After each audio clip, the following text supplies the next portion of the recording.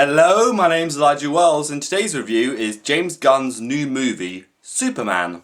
The movie follows Superman, also known as Clark Kent, being betrayed by David Cosowet, as he's already known for being Superman, and that he's been saving Metropolis and for all of Lex Luthor's shenanigans for the past couple of years, but after Lex Luthor does a little too much for the very efficient smear campaign against Superman, Superman must prove to the world, and of course to Metropolis, that he is the savior of the world that came from the destroyed planet of Crypto, and prove he's what he seems to be, the protector of the world, and as well as Metropolis. This being the first official film in the DC new universe known as DCU or DC Universe. The previous universe that came before, being the DC Extended Universe or DCEU, had a very turbulent history, particularly after the first film being canon, being the Man of Steel film with Henry Cavill, directed by Zack Snyder, came out 2013.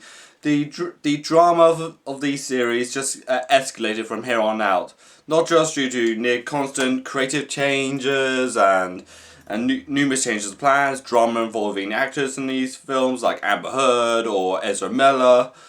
So much so that after Peter Safran and James Gunn took over the DC studios, they said, you know what, screw it, we're just going to have to start from scratch at this point. So we got a new Superman to boot as well.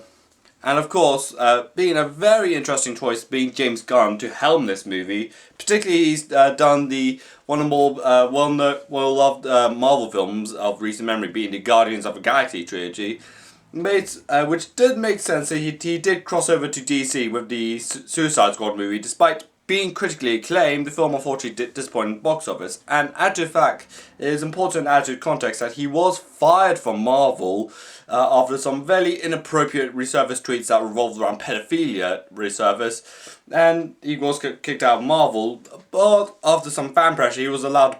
He eventually returned to Marvel, but after he did Suicide Squad.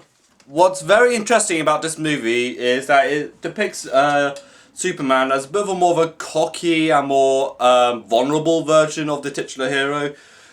Particularly, there's this massive subplot in this movie where he stops an invasion of Bolivia that's invading a neighbouring foreign country, and of course Bolivia is an ally to the United States in this movie, which incredibly complicates things. Particularly when Clark Kent, being Superman, is doing a mock interview with Lois Lane, which only ends up being a massive shouting match at the end of it, and with Superman just storming out the interview.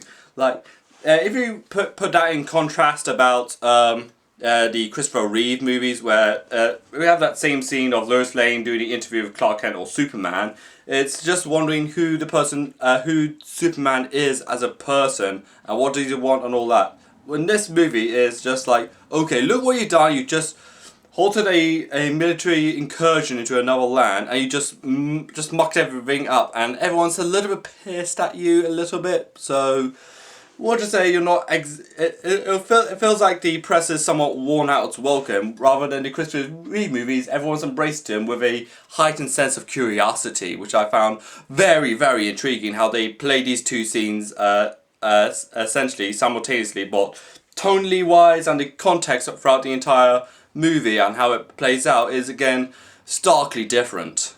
And of course we have the antagonist, being Lex Luthor, being portrayed this time by Nicholas Hoult, who is essentially in this rather from the Christopher Reeve movies, where he's basically somewhat of a very bohemian, very extravagant person, as a juxtaposition to Clark Kent's more humble and more low profile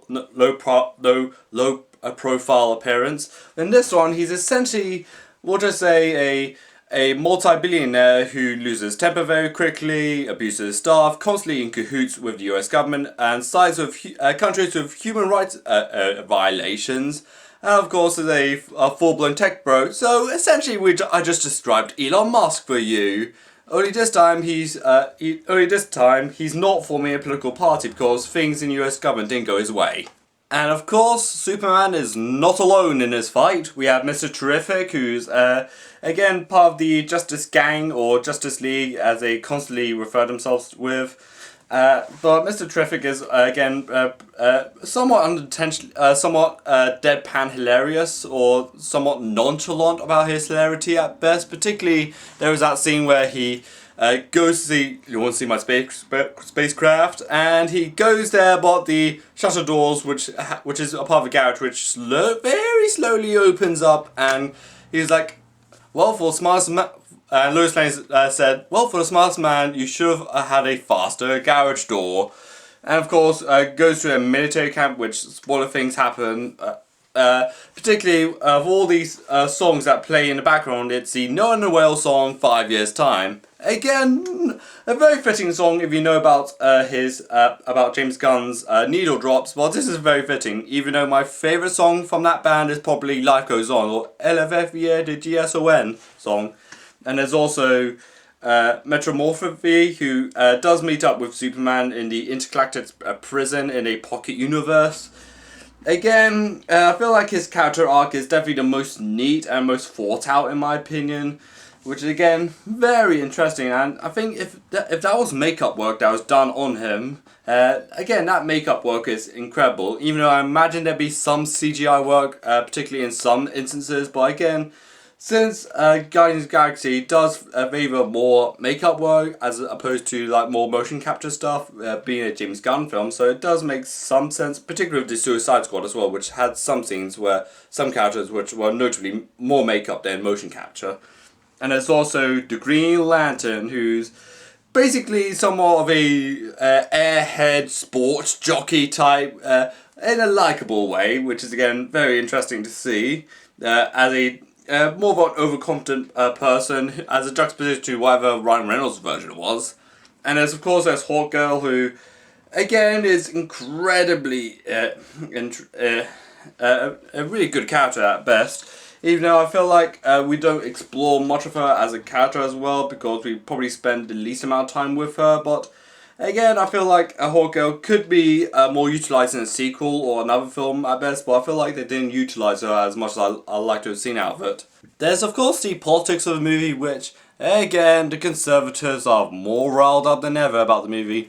So much so I definitely do question if they actually seen the original movie with Christopher Reeve. Like they were just saying, oh, it's a woke movie and all that. Like, it's from the same group of people who I swear they don't even know what woke is anymore. To the point, it's pretty much now a beaten up term. Like, no one knows what to make out of it. So, but anywho, about the movie, I feel like it does serve the movie's politics of the original movie in a more of a spiritual term. It's basically about an immigrant who basically tries to be a better person, or to make the world a better place, but a billionaire does not like that. So maybe the billionaire could be Elon Musk for all we know. He could be making all these smear campaigns, but there comes a point where you look at these smear campaigns and thought, okay, at this point it's just some Fox News anchor who just wants another paycheck. So maybe it could be that, but at this point, the attempted moral panic about this movie is just absolutely useless at this point. If anyone has actually seen the other films that James Gunn made, or let alone looked at his old Twitter feeds, maybe, I don't know. And back with James Gunn, again, his tendencies are definitely at the strong points in this movie. Again, his needle drops of, particularly with the 5 Years' Time song by Noah and a Whale, is also there. The more punky, more spunky, and more bit of an edgier tone of a superhero movie that we did see in like Guardians of the Galaxy films.